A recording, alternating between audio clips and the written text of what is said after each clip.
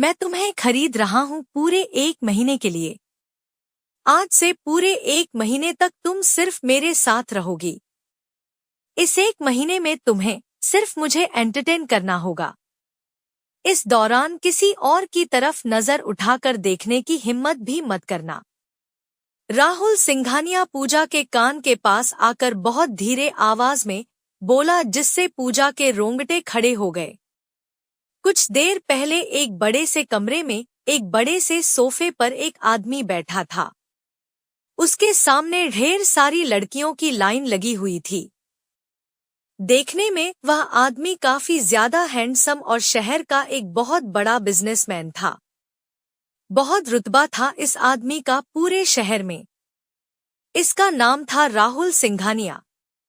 राहुल सिंघानिया 30 साल का एक बहुत ही हैंडसम लड़का था। उसकी शक्ल सूरत और उसकी बॉडी ऐसी थी कि किसी भी लड़की को अपने प्यार में दीवाना बना सके। लेकिन राहुल सिंघानिया को प्यार शब्द कुछ भाता नहीं था। जिंदगी में हर एक रिश्ता उसने सिर्फ और सिर्फ मतलब से बनाया था। तो उसके लिए जज्बात, इमोशंस, फीलिंग्स, इन सब की घंटा भी वैल्यू नहीं थी। अगर किसी चीज की वैल्यू थी तो वह थी दौलत, शोहरत, रुतबा और उसका अपना एटीट्यूड। राहुल सिंघानिया के बगल में बैठा हुआ उसका नया बिजनेस पार्टनर राहुल से बोला, यह हमारे क्लब की कुछ खूबसूरत डांसर है। आप इनमें से जिसे चाहें आज अपने एंटरटेनमेंट के लिए सेलेक्ट कर सकते हैं। हमारी नई बिजनेस डील के लिए यह एक छोटा सा तोहफा मेरी तरफ से। हाथ में शराब का गिलास लिए हुए राहुल सिंघानिया उन सारी लड़कियों पर नजर मारता है। सारी लड़कियां बहुत अच्छे से तैयार होकर आई थी। जैसे ही उन्हें पता चला कि वह लोग मिस्टर राहुल सिंघानिया के सामने पेश की जाने वाली है, यह सब लड़कियां पागल थी राहुल सिंघानिया के लिए।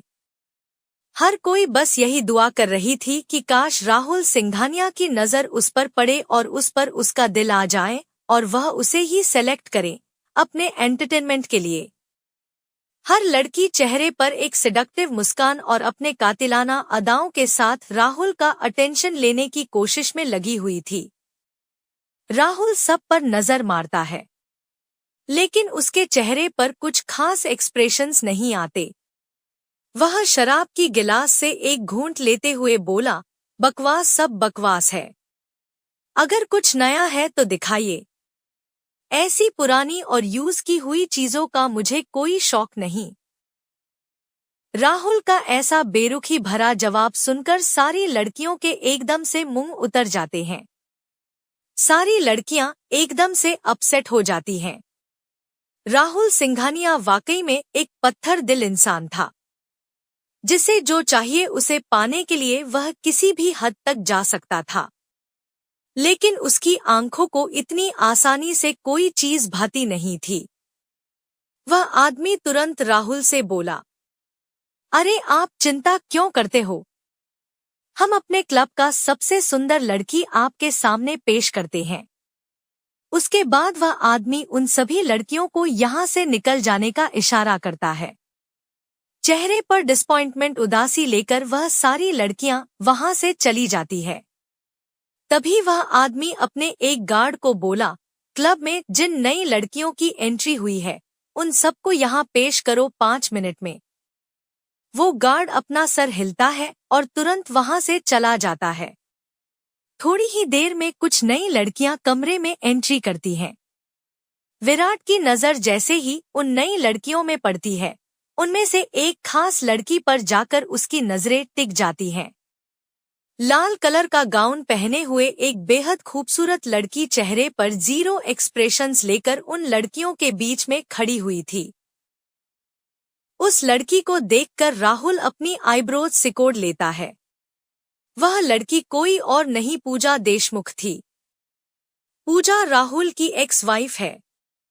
इसके बारे में दुनिया में कोई नहीं जानता सिवाय चंद लोगों के। राहुल ने पूजा को डिवोर्स दे दिया था क्योंकि उसकी पूजा से शादी उसकी मर्जी के खिलाफ हुई थी। पूजा को वहां देखकर राहुल के एक्सप्रेशंस काफी डार्क हो जाते हैं। राहुल के सामने बैठा हुआ आदमी राहुल से बोला, हमारे क्लब की यह सब नई लड़कियां हैं। इन्हें ज्वाइन किए हुए ज्यादा टाइम नहीं हुआ है। यह उनकी खुशकिस्मती है कि उनके करियर की शुरुआत आप जैसे एक्स्ट्रा ऑर्डिनरी इंसान से शुरू हो रही है। सारी लड़कियां बिल्कुल राहुल के सामने आकर खड़ी हो जाती हैं। पूजा अपना सर झुकाकर खड़ी थी। वह नजर उठाकर राहुल को देखती तक नहीं। राहुल खड़ा होता है, शराब का गिलास टेबल पर रखता है और उन लड़कियों के पास जाता है। सोफे पर बैठा हुआ आदमी यह सोचकर खुश हो रहा था कि राहुल इन लड़कियों में इंटरेस्ट ले रहा है। राहुल उन लड़कियों को चारों तरफ से देखता है, लेकिन असल में उसकी नजरें सिर्फ पूजा पर थी। हर लड़की अपनी अदाओं, अपनी मुस्कान, अपने फिगर के साथ राहुल को अपनी तरफ अट्रैक्ट करने की कोशिश कर रही थी। उसे छू रही थी, रिझा रही थी। लेकिन राहुल को किसी भी लड़की में कोई भी इंटरेस्ट नजर नहीं आ रहा था। वह तो सिर्फ पूजा को गौर से देख रहा था, जो बाकी लड़कियों की तरह जलवे भी खेलना तो दूर अपनी नजरों को उठाकर राहुल से नजरें तक नहीं मिला रही थी। जैसे कि वह उसमें बिल्कुल भी दिलचस्पी नहीं दिख रही। पूजा राहुल को इंस नहीं दे रही थी, उसे देख भी नहीं रही थी।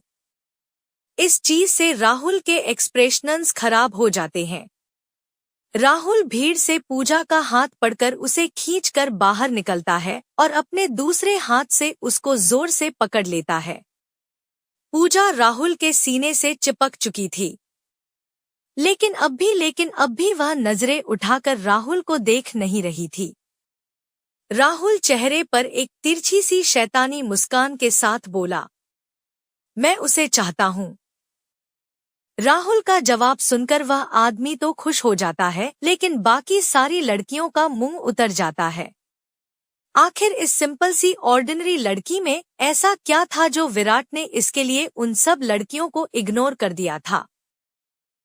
राहुल ने फाइनली अपने लिए किसी को पसंद कर दिया। यह चीज देखकर वह आदमी काफी ज्यादा खुश हो जाता है। बिल्कुल मिस्टर राहुल, आपकी चॉइस की दांत देनी पड़ेगी। सबसे खूबसूरत लड़की को पसंद किया है आपने। इसने अभी अभी ज्वाइन किया है। आपने जिस लड़की पर हाथ रख दिया, वह लड़की आपकी हुई। यह लड़की आपकी सेवा में हाजिर हो जाएगी। राहुल पूजा को बड़ी ही गौर से देखता है। 1 साल की शादी में यह पहली बार था जब उसने पूजा को अपने आमने सामने, अपने इतना करीब उसने इतनी गौर से देखा था। वरना शादी के दिन के बाद उसने कभी ना पूजा को अपने घर में रहने की इजाजत दी और ना ही कभी उसे अपने सामने आने का हक दिया। शादी के बाद भी पूजा अपने पिता के घर रहती थी। राहुल और पूजा के घर वालों के अलावा दुनिया में उनकी शादी का और किसी को नहीं पता। राहुल को पूजा से बहुत नफरत थी। उसने कभी पूजा की शक्ल भी नहीं देखी। 1 साल तक पूजा शादी के बाद अपने पिता के घर रही और एक दिन राहुल ने उसके घर पर तलाक के कागज भी भिजवा दिए। उनका रिश्ता कब शुरू हुआ, कब खत्म, किसी को इस बात की भनक तक नहीं लगी। राहुल उन सबको कमरा छोड़कर चले जाने का इशारा करता है, क्योंकि अब वह बार में किसी और को बर्दाश्त नहीं कर रहा था। उसकी नजरें अब भी पूजा के चेहरे पर बनी हुई थी जो झुका हुआ था। वह पलकों को उठाकर राहुल को देख भी नहीं रही थी। राहुल का इशारा पाते ही वह आदमी, बाकी लड़कियां और सारे गार्ड्स कमरे से चले जाते हैं। उन सबके चले जाते ही राहुल के एक्सप्रेशन और ज्यादा कड़क हो गए।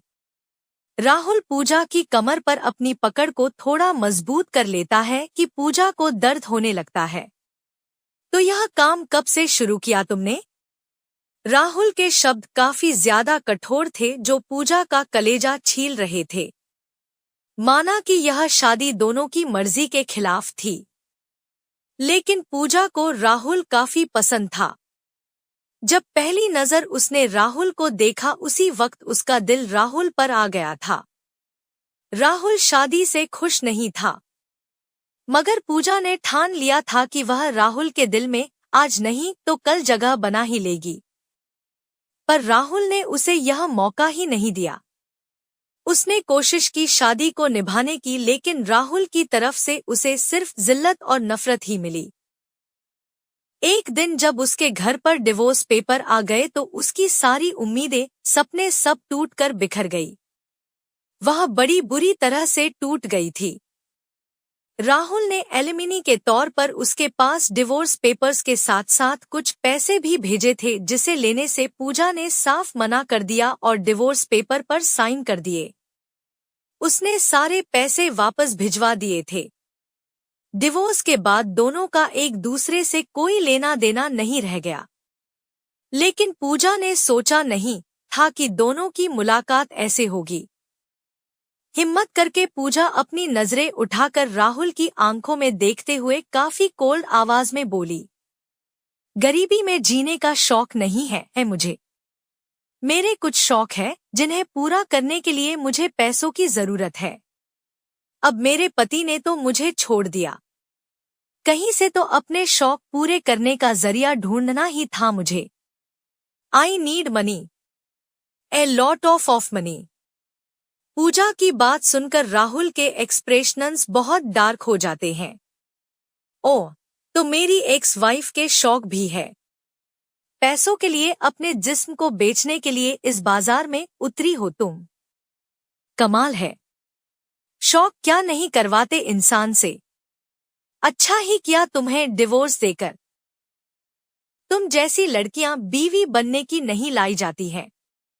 राहुल अपने दांत पीसने लगा। पता नहीं क्यों पर अचानक उसे बड़ा गुस्सा आ रहा था। वैसे तो राहुल के शब्द पूजा को बहुत तकलीफ दे रहे थे, लेकिन वह अपनी तकलीफों को राहुल को नहीं दिखाना चाहती थी। और क्यों दिखाए? जिस इंसान ने ना शादी करने से पहले सोचा, ना डिवोर्स लेने से पहले सोचा, उसकी शक्ल तक नहीं देखी, उसकी फीलिंग्स के बारे में विचार तक नहीं किया, उसे कुछ क्यों दिखाएं वो? चेहरे पर एक सेडक्टिव से मुस्कान के साथ वह राहुल से बोली, अगर ऐसा है तो चलो, मैं तुम्हारा शौक पूरे करती हूँ और तुम मेरे कर दो। वैसे भी कुछ दिनों से काम थोड़ा मंदा चल रहा है। तुम जैसा कोई अमीर आदमी फंसता ही नहीं। आज फंसा है तो मैं कोई कसर नहीं छोड़ना चाहती। तुम जैसे चाहोगे तुम्हें वैसी सर्विस मिलेगी मुझसे। और ट्रस्ट मी, मैं तुम्हें कंप्लेंट का मौका नहीं दूंगी। आज तक मेरे किसी भी कस्टमर को बिना खुश किए नहीं जाने दिया मैंने। कितने कस्टमर रह चुके हैं तुम्हारे? राहुल की आंखों में हैरानी भी थी और डार्कनेस भी। राहुल से पूजा ने कहा, क्या फर्क पड़ता है?